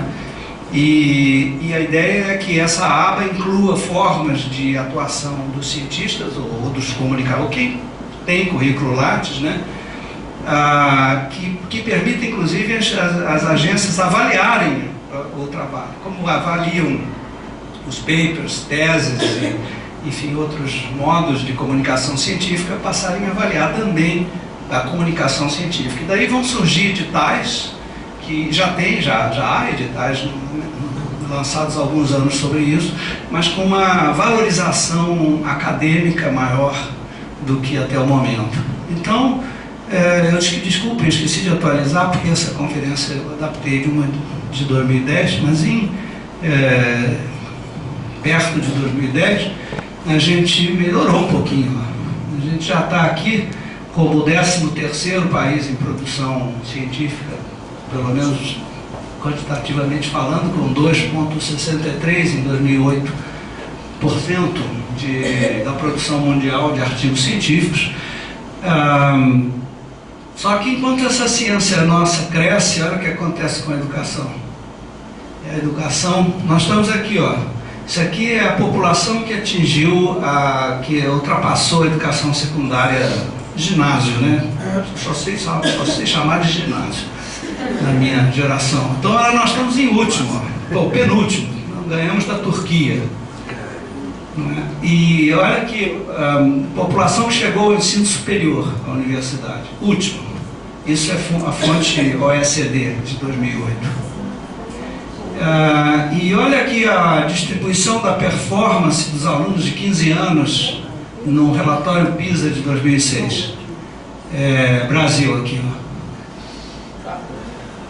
Isso é um inquérito feito com pessoas de 15 anos de idade sobre temas de ciência. É a mesma coisa em matemática. Também estamos aqui, se não é o último, é o penúltimo de todos esses países aqui. Então, bom, eu não sei se falo disso ou não, porque foge um pouco, mas enfim, já está aqui, eu vou falar em 5 minutos. Eu tenho defendido algo que tem sido considerado muito exagerado e irreal e irrealizável, mas pelo menos bota na mesa para se discutir, que acho que temos que buscar medidas estruturantes para resolver esse paradoxo.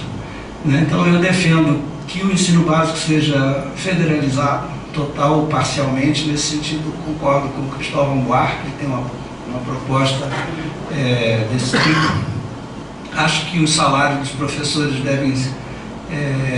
e a manutenção das escolas deve ficar a cargo do governo federal, porque é uma questão de segurança nacional, eu diria, pelo menos durante assim, uns 50 anos, depois muda e volta para os municípios. Acho que é inevitável que tenhamos turno único em todas as escolas, né, com o tempo integral dos professores.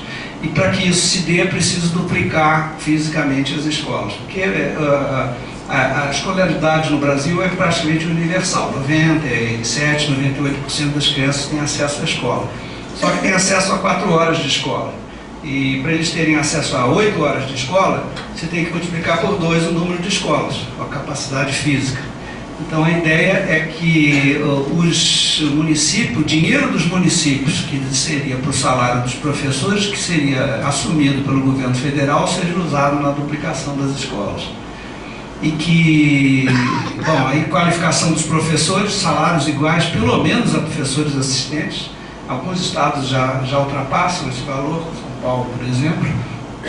Bolsas, isso a CAP está possibilitando essas bolsas. E, bom, um programa pós-curricular intensivo, que poderia ser feito na parte da tarde, aí entra a divulgação científica. Uma outra experiência que eu tive, tenho ainda menos um pouco, mas que me é muito gratificante, é o seguinte: eu faço parte de uma organização, uma ONG americana, que se destina, cujo objetivo é a educação científica para a população hispânica dos Estados Unidos, que é uma população de um nível social mais baixo do que o restante da população. E essa ONG chama-se INCRE. Ela se dedica a bolar ações de divulgação científica para serem levadas às escolas no horário chamado after school, né? Que os americanos, a criança fica a parte da manhã, fica até 1 ou 2 horas na escola, almoça e tal, depois ela tem atividades extracurriculares, digamos, né? Que são esporte, arte. E aí a gente propõe, essa organização propõe uma série de atividades de divulgação científica dentro do pátio da escola, nesse horário after school. Então isso é algo que poderia ser implementado se houvesse o turno único nas escolas. Quer dizer, é uma maneira da divulgação científica entrar na escola também, além de todos aqueles modos informais. Bom, a obrigatoriedade de integração universidade pública e escola pública fala por si só. E a utopia é essa aqui, é que a gente possa chegar a um momento do país em que a ciência seja falada e praticada como ocorre com o futebol. Quer dizer, nós temos excelentes jogadores, porque talvez os 50 milhões ou 70 milhões de meninos ou homens do Brasil há décadas jogam futebol, ou jogaram futebol. E a gente traindo-se os pernas de pau, como eu, sobram, é fácil de identificar os talentos. Então, se pudéssemos fazer algo semelhante, que fosse 1/100º disso com a ciência, eu acho que a gente teria uma formação científica e uma qualificação e uma identificação de pessoas com habilidades para ser cientistas muito grande. Então, as conclusões são essas aqui. Eu vou passar rápido para não abusar do tempo. Vocês podem ler rapidamente. E obrigado. Então, desculpem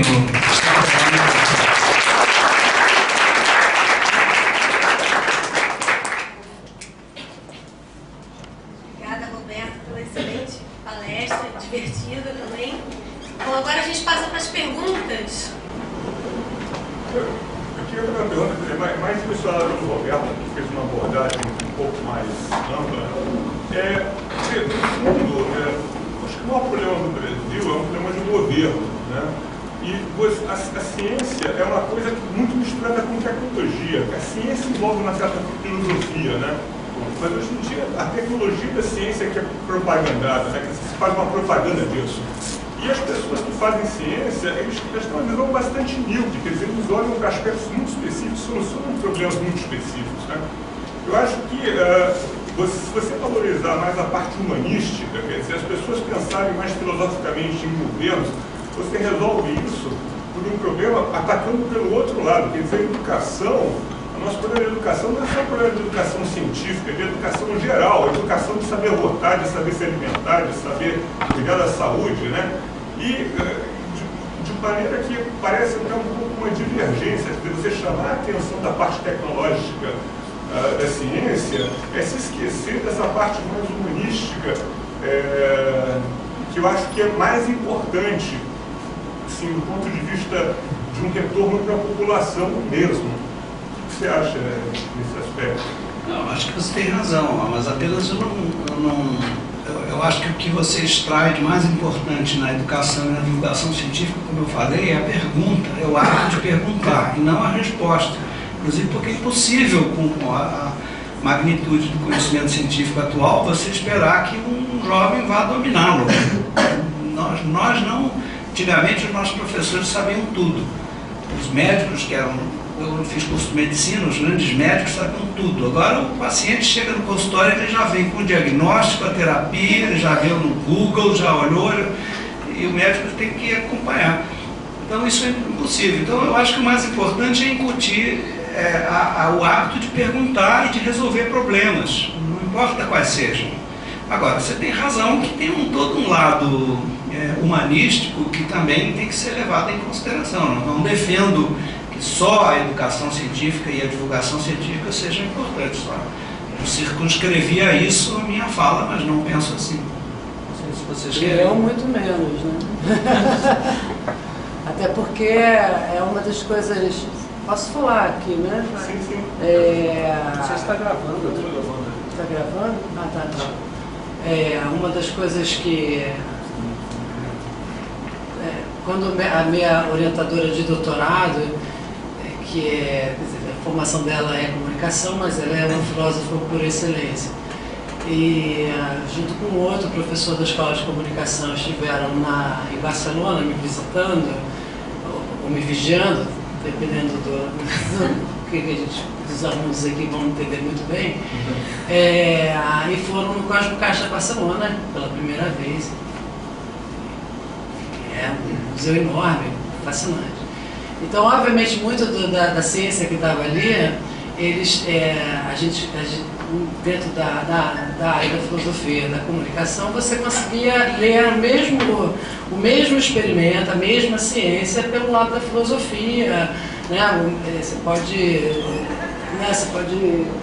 colocar pelo lado, ou pelo lado da tecnologia, ou pelo lado da informação, e essa informação, por exemplo, você não encontra, né? Você não tem essa informação. A pensar que a ciência era chamada de filosofia, né? Filosofia natural, quer dizer, né? Filosofia da ciência, até chegar hoje a essa quantidade de especialização que existe. Você, né, não só médico, né, mas o cientista, você pensa assim, o neurocientista hoje em dia deve ter 300 milhões de neurociências, quer dizer, especializações, né, cada vez mais. Então, não é papel da divulgação científica passar informação exata, nada. A função da divulgação científica, seja mesmo na imprensa, mesmo no jornalismo, mesmo com todos os erros, né, quer dizer, erros muito entre aspas que os cientistas brigam com a gente, a coisa é colocar questionamentos, questionar, fazer com que as pessoas vão para ver.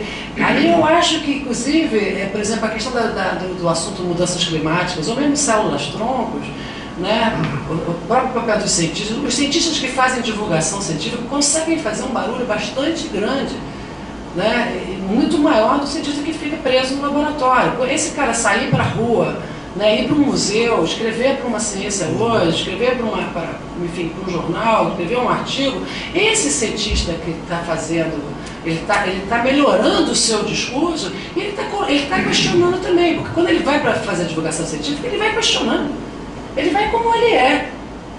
O cientista não sai para divulgar. Se você for ao museu, você não vai encontrar um cientista recitando fórmulas matemáticas. Ele vai começar a ficar Quando ele dialogar com uma pessoa que nunca viu uma célula da vida, ele vai começar a se questionar também. E esse cientista também está aprendendo. E isso é fundamental. Entendeu? Não é uma via de mão única. Também tem que parar com essa história de que é uma via de mão. Não é o professor que ensina. Né? O professor é uma via pelo qual o aluno pode aprender. Não pode ter essa visão de, né, hierarquizada de baixo para cima. Essa é uma mudança que tem que haver de qualquer forma. Mas por parte dos jornalistas também. Com certeza. Essa postura dos jornalistas. Com certeza, com certeza. Mas isso com certeza. Né? Eu o que se conta, como foi o caso da Lacia, a Luísa Massarani, quer dizer, o jornalista, o próprio Marcelo Leite. Você tem vários jornalistas. Hoje, os considerados mais jornalistas científicos, mas são raríssimos.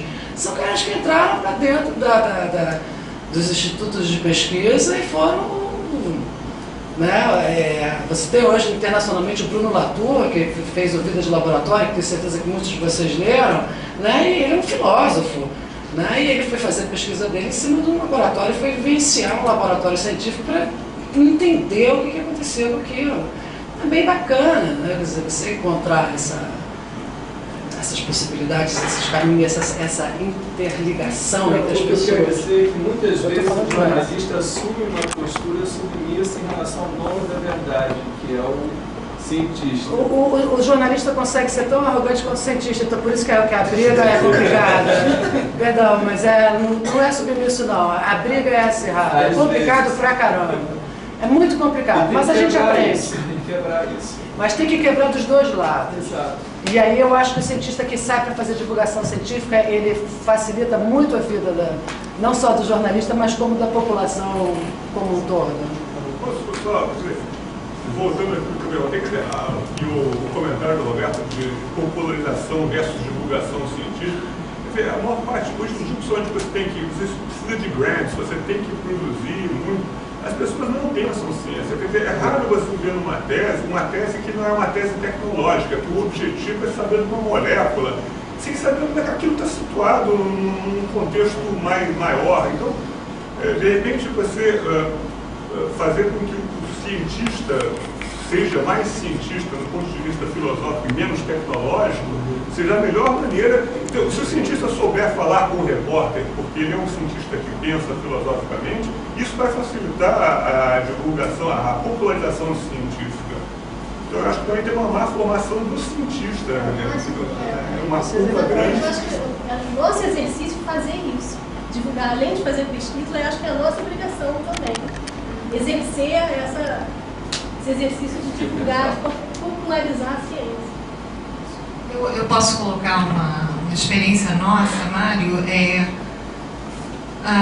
uma excelente plataforma dentro da experiência que a gente tem tido pelo grupo Anatomia das Paixões de humanização da ciência é através da arte. Que a arte, a gente sabe, é uma comunicadora, é uma plataforma de comunicação, de inefabilidades, né, daquilo que muitas vezes a gente não consegue colocar em palavras, que é o impacto estético, o impacto afetivo emocional, junto com os conceitos de ciência e com as questões que eles trazem, e que instigam a continuidade da ciência na contemporaneidade. Eu acho que, assim, se eu puder defender alguma coisa hoje, eu posso defender, passados 2, 3 anos de uma experiência bastante prazerosa, o poder do recurso da arte, que quando impregnado a ciência, quando numa junção não hierarquizada como a que nós propomos, tem sobre a sensibilização do sujeito observador, seja ele o próprio cientista, seja ele um estudante dos nossos corredores, seja ele o público geral, sobre a ciência como campo do conhecimento, e como campo do conhecimento, na verdade, que se estende para além da própria ciência, dos sujeitos dela. Então, eu queria deixar esse ponto aqui, já que a discussão está instigante. Bom, eu também... Bom, vocês me microfone? Está gravando. Ah, eu gravando. Bom, então agora eu vou falar e ninguém pode falar que eu não falei, porque vai gravar, né? Bom, eu fiz doutorado aqui no Instituto de Biofísica, né? E estou numa ponta, porque continuo sendo médico, psiquiatra, eu estou diretamente atuando numa ponta onde eu vejo as pessoas que absorvem a divulgação científica. E digo que, como cientista, né, eu sei que a ciência é o ofício da dúvida. Mas entendo o que o Mário quis dizer, porque para as pessoas muitas vezes isso cai como verdadeiro novo ofício das certezas. Então é como se as pessoas elas se apropriam do conhecimento científico, né? Mas elas não se apropriam da crítica desse conhecimento científico. Então hoje as pessoas vêm para o meu consultório, por exemplo, que acreditando não mais em Deus, mas acreditando na fluoxetina. Sim. Exato. Então eu vejo de uma que... certa maneira, algumas podem até ter razão, né? Bom, isso eu acho que exatamente, não existem razões. Eu acho que a medicação está fazendo mais milagre do que Deus no caso da psiquiatria. Isso é muito preocupante, inclusive, né? Mas eu acho que quando o Mário fala do aspecto humanístico, eu vejo também a questão do acriticismo epistemológico que a ciência tem um ideário comum. As pessoas não sabem o que é ciência. Para elas, a ciência é uma maquininha de obter respostas. E as respostas, cada dia, são respostas mais complexas. Continua havendo certo hermeticismo, sim. As pessoas se apropriam de conceitos sem se apropriar do significado real daquilo, né? E levam aquilo para a vida prática dela, o que acaba sendo, às vezes, tão nocivo quanto a ignorância, quanto ao que se tem de relevância que a ciência produz. Eu vejo que isso realmente pode ser um produto dessa, apesar da gente ter esse discurso, né, dessa bidirecionalidade vetorial, ciência, sociedade, ciência, a gente não vê isso muito acontecendo na prática. O cientista, eu vejo ainda o cientista como um cara muito parecido com um juiz de direito, que deveria estar lá dentro da sociedade, observando a demanda, sentindo as angústias da sociedade, para poder, assim, criar seus julgamentos e suas diretrizes de trabalho. Então, eu observo que tem esse perigo. A gente pode estar criando uma nova religião, tão problemática como qualquer outra, onde você torna o sujeito acrítico, onde ele absorve certos conceitos que acabam sendo extremamente prejudiciais, sim, para a crítica dele sobre sua própria condição de vida. As pessoas hoje não sofrem mais, elas adoecem. Isso tudo, sim, é um viés da ciência. Eu vejo isso. Obrigado.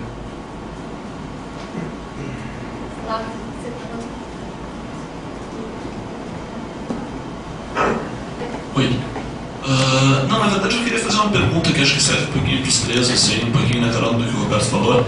Quer dizer, acho que você iniciou um pouquinho a palestra com a ideia de, não, tudo é válido, a gente tem vários formatos, é verdade, a gente tem inúmeras maneiras de fazer divulgação, assim, e talvez, e acho que a gente viveu muito esse tempo, assim, de que, não, pessoas diferentes em vários lugares tentando fazer coisas por maneiras diferentes, e acho que a gente passou agora para um momento em que isso começa a ser institucionalizado, não sabia da água do Lattes, assim, mas acho que esse é o melhor exemplo de que isso está entrando como parte, e com financiamento, com investimentos de equipamentos na universidade, de tentar organizar isso. E uma pergunta que eu me faço, na verdade, como é que se avalia isso tudo? Quer dizer, já que a gente está financiando, a gente está estimulando, a gente está... Como é que se avalia o resultado da sua divulgação? Porque se você simplesmente contar livros, contar artigos, quer dizer, você pode fazer 100 mil livros numa exposição, e você não sabe se isso realmente trouxe o efeito que você gostaria, assim, quer dizer, uma vez que a gente está institucionalizando a coisa, isso supõe que a gente precisa de metas e de indicadores, entre aspas, quando a gente tem saúde, o que seria isso para uma área dessa que parece uma coisa tão... Mas você vai, eu acho que a minha resposta vai ser um pouco diferente da sua. Os dois podem responder. Primeiro que eu tremo quando eu penso em institucionalização da cultura. Pois é, mas eu tremo. Você me desculpa, eu tremo. Obviamente a gente ainda é muito dependente de uma série de coisas. A gente ainda precisa do... eu acho que 99,9% dos museus de ciências do Brasil são ligados a instituições de pesquisa. Né? Acho que o Espaço Ciência Viva, eu acho que mais um ou dois que eu não conheço, são no caso do Espaço Ciência Viva é uma ONG e alguns poucos são particulares. Né? Muito, se é que tem, né, no Brasil. E me preocupa muitíssimo essa coisa de institucional. No caso da ciência, inclusive, que eu tinha falado, e o Roberto Leite também, né, que ciência não é considerada cultura. Por exemplo, a gente não consegue verba da Lei Rouanet para fazer exposição em museu de ciência, a não ser que tenha um quadro, ou uma peça de teatro, né, ou um filme, né, porque a ciência não é vista como cultura. Então, esse é o grande problema. Mais do que a forma por ser considerado Deus, até porque às vezes a minha filha trabalha com saúde mental também, então assim, essa coisa de não tinha uma voz que dizia que era para matar a pessoa, então melhor toma um remedinho aqui, que aí a voz some e você não mata ninguém, né? Então de vez em quando melhor por aí, mas eu acho que tem que ser livre, tem que medir. Aliás, a grande questão no mundo inteiro, né? Eu que vi os museus fora e vi, né? Participei de congressos, conferências, etc., na Europa principalmente, é você exatamente medir, avaliar uma visita. Como é que você avalia uma visita no museu? Não tem como. É muito difícil, não tem um método que você consiga avaliar. Tentaram ir na escola antes, na escola depois, e tal, mas é uma coisa que... Aí eu paro e penso assim, como é que você avalia, você avalia, vou botar do ponto de vista individual, a primeira vez que você viu um Van Gogh? Você gostou ou não gostou? Mas e daí? Aí pode passar assim, um tempão, você viu um girassol e lembrou do Van Gogh, aí você já tem uma outra avaliação. Eu gostei, mas por que esse girassol verdadeiro me lembrou o quadro do Van Gogh? Vamos combinar que, se a gente for combinar a questão de ciência e arte, é a mesma coisa, né? A maioria da população não sabe que existe um Van Gogh, ou um Portinari, para a gente falar de Brasil, né? A gente acha que existe, aliás, muitos acham que tem Van Gogh e nem sabem da existência de um Portinari, ou de uma Tarsila do Amaral, de uma arte brasileira altamente competente. É a mesma coisa da questão da ciência, da novela, né? A pesquisa da troca acontece nos Estados Unidos, mas não acontece no Brasil. Como assim? É isso que tem que ser avaliado. E é isso que tem que ser modificado. Isso no meu ponto de vista. Entendeu? Agora, vocês, eu acho que a necessidade de fazer gráfico e tabela eu não tenho. Tem que avaliar de alguma forma. Você vai distribuir o dinheiro de alguma forma. Alguém tem que avaliar de algum jeito. Assim, se é avaliável ou não sei. Eu gostaria mais uma vez de trazer um amadurecimento de pensamento que a gente está conduzindo lá pelo Espaço Alexandria, né, pelo grupo Anatomia das Paixões, também como parte desse espaço de pensamento na universidade. A gente está dentro do Fórum de Ciência e Cultura do SEBAI, né, do Colégio Brasileiro de Altos Estudos. Nós estamos criando campos de trocas com a sociedade através de problematizações que são montadas dentro de uma composição mista academia-sociedade. Então, intelectuais das academias, intelectuais das sociedades. A gente tem o Programa Avançado de Cultura Contemporânea dentro dessa estrutura institucional que eu pontuei aqui, né?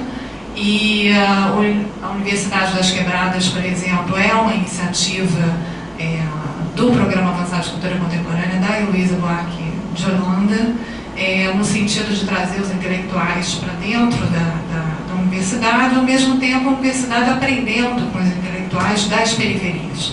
São intelectuais especialíssimos, porque são caras geniais das artes literária, plástica, cinema, enfim, e outros profissionais, jornalistas, enfim, várias áreas representadas, e que discutem projetos, demandas e soluções dentro de uma contextualização híbrida.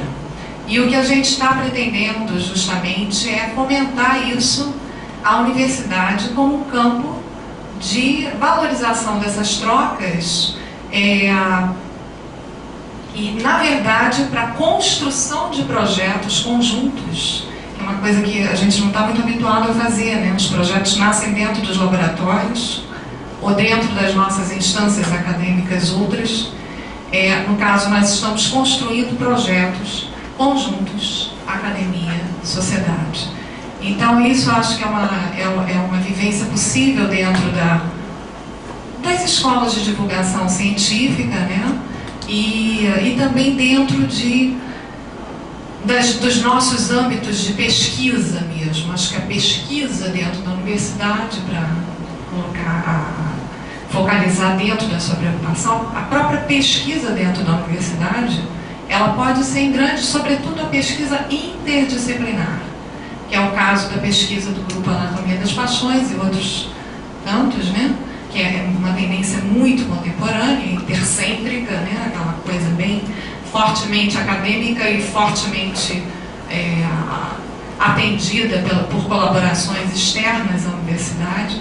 Essa pesquisa ela pode surgir de colaborações híbridas, academia e sociedade. Então, eu não vejo problema com a institucionalização, desde que, na concepção da institucionalização, esteja o Instituto como campo de troca de saber. Academia, sociedade. Eu não vejo nenhum problema com isso. Bom, vou responder rapidamente ao Olavo. Eu acho assim, que tudo tem que ser avaliado. Eu defendo desse ponto de vista. A avaliação é que cobra a qualidade e que qualifica o dinheiro investido, principalmente se for dinheiro público, né? Agora, isso não significa que a gente saiba como avaliar, e nem muito menos que as nossas formas de avaliação sejam as mais corretas, as mais adequadas. Construímos no Brasil uma história bem sucedida, eu diria, de avaliação da pós-graduação e de avaliação da pesquisa, mas tem 1000 furos, né? Todo ano ela é submetida a um tiroteio extenso, né? Einstein, por exemplo, jamais seria pesquisador 1A do CNPq, pelos critérios vigentes. Então, isso já mostra que alguma coisa está errada, mas é melhor avaliar do que não avaliar. Então, sobre as atividades de divulgação científica, não temos que construir essa forma de avaliação, não sei como é. Mas o fato da gente ter uma estruturação dos produtos e dos meios, então vai aparecer ali você vai abrir a aba da divulgação, popularização da ciência do seu currículo Lattes, vai dizer ali vídeos produzidos, peças de teatro escritas, participação em eventos de popularização, exposições, enfim, uma lista hierarquizada, não é assim como eu estou dizendo, não sei de cor. E isso vai nos levar a necessariamente discutir como avaliar. Eu não sei como é. Está óbvio que não será o número, porque, por exemplo, eu tenho o mesmo número de artigos de popularização que eu tenho de ciência. Só que eu faço ciência há 40 anos e escrevo popularização, artigos há 10. Por quê? Porque os artigos de popularização você escreve no fim de semana, pelo menos escrevo no fim de semana, mas um artigo científico demora vários meses. Então o número, se for só pelo número, se fosse um A até morrer, se fosse a avaliação do número de artigos de popularização. Então não é assim. Então eu não sei, não sabemos como é, não construímos ainda essa cultura de avaliação no âmbito da popularização, mas eu acho que devemos colocar mãos à obra, porque se não avaliar, o dinheiro público vai ser desperdiçado, porque vamos comprar pato por ganso. Eu queria só complementar o Roberto. Eu acho que isso a gente está buscando, está aprendendo agora como avaliar, principalmente os projetos de extensão, né? No nosso caso aqui, que a gente tem o Ciência sobre Rodas, que a gente vai às escolas, né, e leva oficinas de divulgação e popularização da ciência para a escola. Como é que a gente mede, que a gente quer que os alunos se interessem por ciência? Como é que a gente pode medir isso? E a gente está fazendo um pouco disso agora na Escola Tenente Antônio João, que é aqui dentro do campus da UFRJ, onde a gente faz oficinas ao longo de todo o ano, e a gente está começando a ter resultados agora, né? Porque quando a gente ia a várias escolas, como a gente faz, várias escolas diferentes, a gente ficava sem conseguir medir, será que a gente está atingindo o que a gente quer? E agora na escola a gente está tendo, acho que a gente vai começar a explorar melhor essa forma de avaliar projeto de extensão, porque a gente começa em março, acaba em dezembro, e a gente tem o desempenho dessas crianças, o envolvimento dessas crianças com ciência, o interesse dessas crianças com ciência que está aumentando, e compara com o ano passado.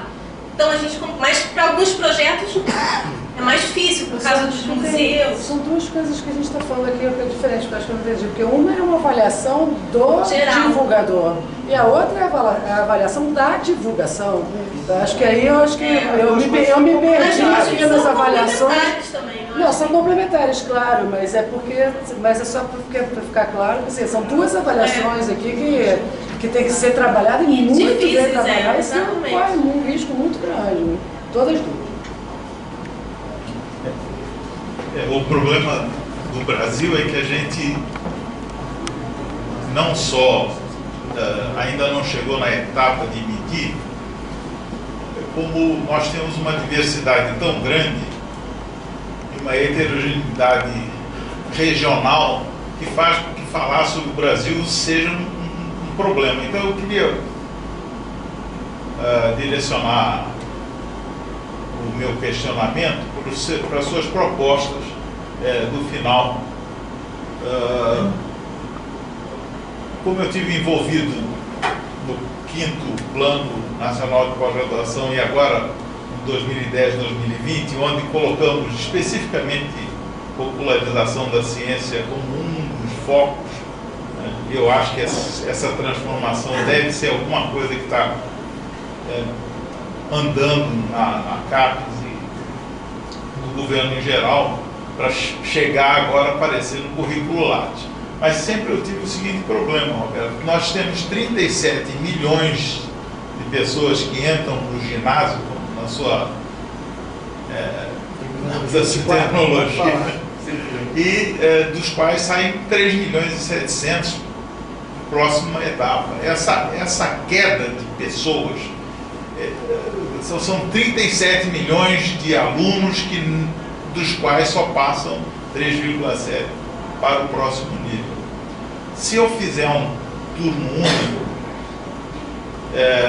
isso não sei se vai agravar ou melhorar, porque nós, cientistas experimentalistas, gostamos de fazer o experimento. Talvez vai melhorar, porque o consenso geral vai ser importante estudar. Agora, queria só levantar que nós estamos andando contra a corrente, porque a Constituição de 88, que foi aqui, saiu da federalização em direção aos municípios, ela foi uma Constituição muito ruim para o Brasil, porque eu vejo a Constituição como uma Constituição orçamentária. Ela, na verdade, se você lê a Constituição de 88 inteira, eu tive a pachorra de ler, porque meu pai foi deputado federal que assinou a Constituição. Eu falei, vamos ver que trabalho que ele fez. E ele fez um péssimo trabalho, porque todo o dinheiro já está rotulado para município, para o Estado. E a passagem de algumas coisas para os municípios, como a saúde e a educação, que era uma ideia muito boa, porque isso iria resolver o problema da diversidade regional do Brasil.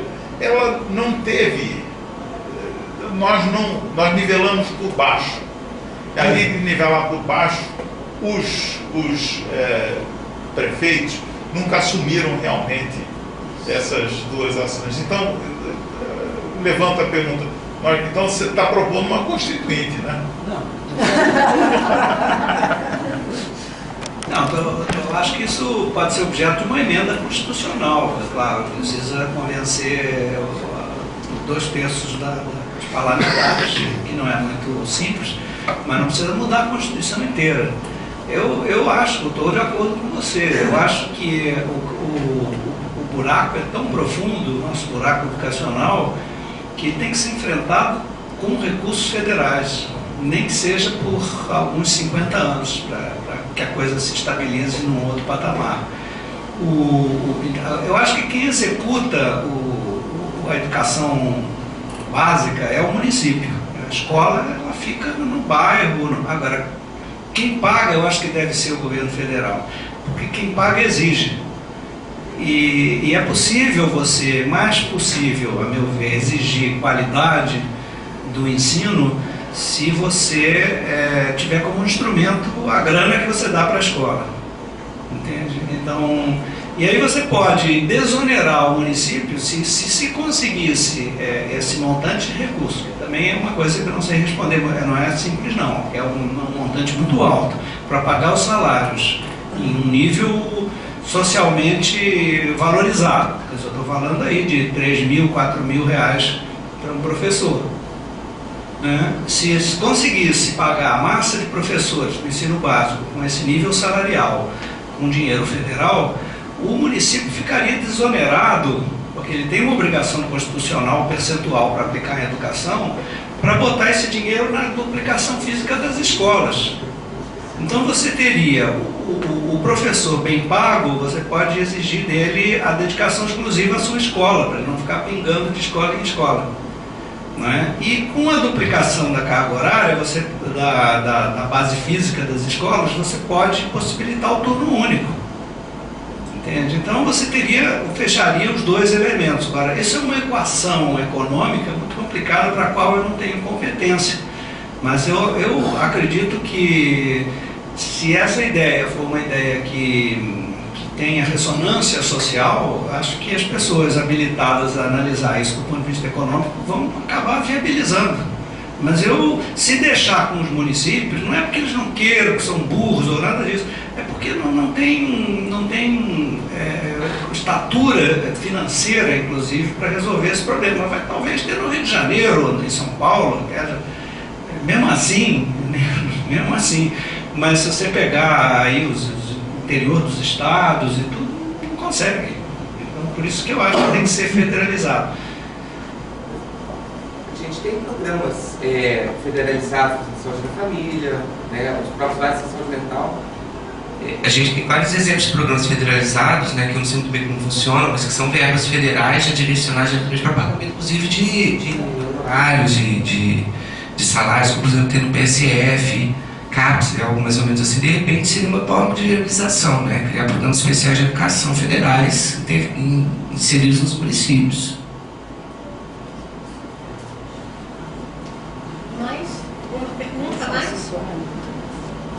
Fazer a última para a Mayra. Tem gente esperando lá fora, acho que tem outro evento. Tem uma nova começa, enfim, faz a última pergunta. Última pergunta. A repercussão quando você faz a sua exposição, ou quando você mostra vídeo das pessoas, cientistas e o povo em geral, como é que eles recebem? Eu não sei, muitas vezes eu me pergunto quem se emociona mais, se sou eu, os colegas, né? O público é sempre muito envolvente. Quando eu digo que esse campo essa plataforma, eu diria, porque é bastante a contribuição de muitas áreas de conhecimento que se voltam, que convergem para o problema que a gente tem da vez, né? Esse arrebatamento é tão grande para a gente quanto parece ser para o público, não para todos, mas para uma fatia muito grande, e eu diria que envolve desde cientistas, muitos que eu até não conheço, que são colegas distantes, mas também o público em geral e as crianças de escolas privadas, mas as crianças de escola pública que vêm eventualmente de regiões bastante carentes, né? E que se deparam com a surpresa de encontrar uma ciência que seduz, né? Que seduz porque a arte, ela de certa maneira hipertrofia a percepção. É um campo paradigmático que trabalha com digamos, esse é um recurso implícito da arte.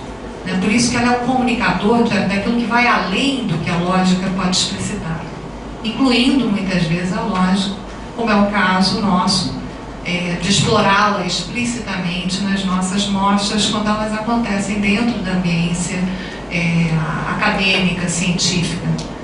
Então, A aceitação está sendo muito grande, nós estamos tendo uma visibilidade bastante grande pelo material, inclusive, que está sendo divulgado na internet, então já são 5.000 acessos, a gente está muito feliz com isso. O nome, Anatomia das Paixões, é bastante conhecido dentro da universidade, basicamente passando pelos centros todos e fora dela, e a gente está tendo uma acorrida, apesar de nós não dispormos de contatos diretos dentro do grupo com a imprensa, mas a gente já está tendo espontaneamente por parte da imprensa que nos chega, não sabemos nem por onde exatamente, mas a gente está tendo o interesse de cobertura jornalística, ele já nos levou 2 vezes para a revista Mente Cérebro, e agora recentemente em julho, e uma edição impressa em agosto,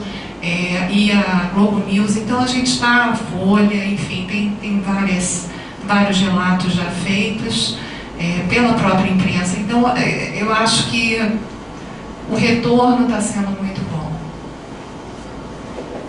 Bom, gente, acho que a gente ia ficar aqui fazendo várias perguntas, mas não dá mais tempo. Te agradecer.